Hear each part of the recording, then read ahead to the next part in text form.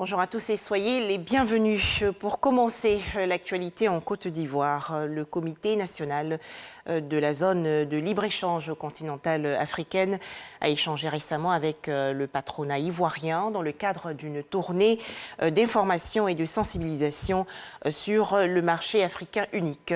Objectif, présenter et expliquer cet accord aux opérateurs économiques de Côte d'Ivoire. Plus de détails, bien sûr, dans le journal de 13h. Toujours en Côte d'Ivoire, la lutte contre les changements climatiques. Le programme des Nations Unies pour le développement a apporté un appui technique et financier au pays pour la mise en place d'un système d'alerte précoce multirisque climat. Ce système va permettre de réduire les effets néfastes du changement climatique.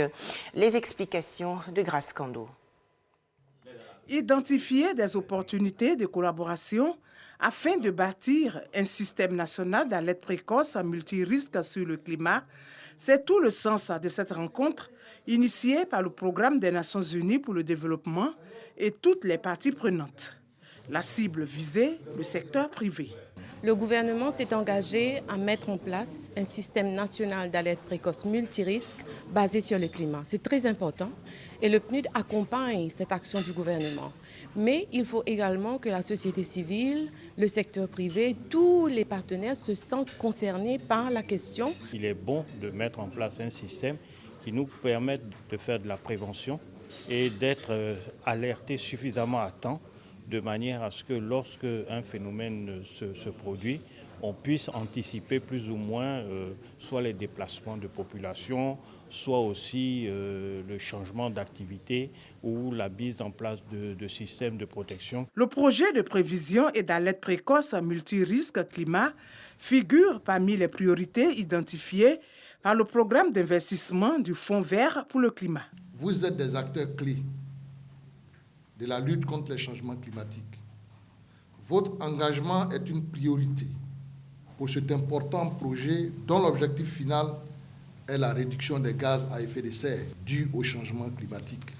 C'est dans cette optique qu'un avant-projet de loi de lutte contre les changements climatiques est en train d'être finalisé pour être soumis au gouvernement.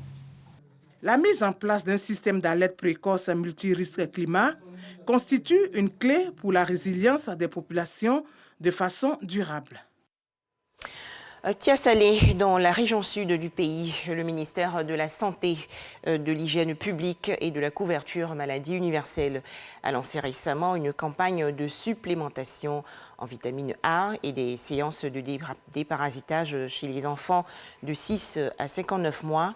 Objectif, protéger ces jeunes enfants contre l'anémie et renforcer leur système immunitaire.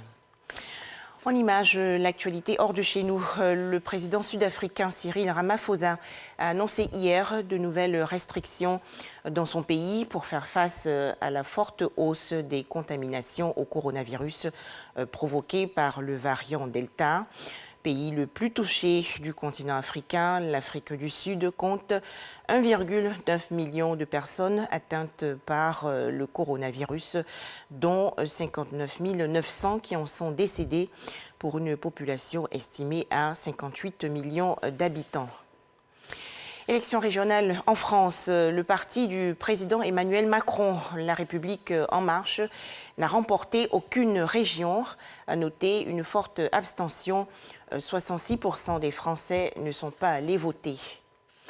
Enfin, sachez que Israël a annoncé hier autoriser la reprise des livraisons de carburant dans l'enclave palestinienne de Gaza pour la production d'électricité, mesure visant à desserrer un peu l'étau imposé lors du conflit meurtrier en mai dernier entre l'État hébreu et le Hamas. Voilà, merci de nous avoir suivis. Plus d'informations dans le journal de 13h.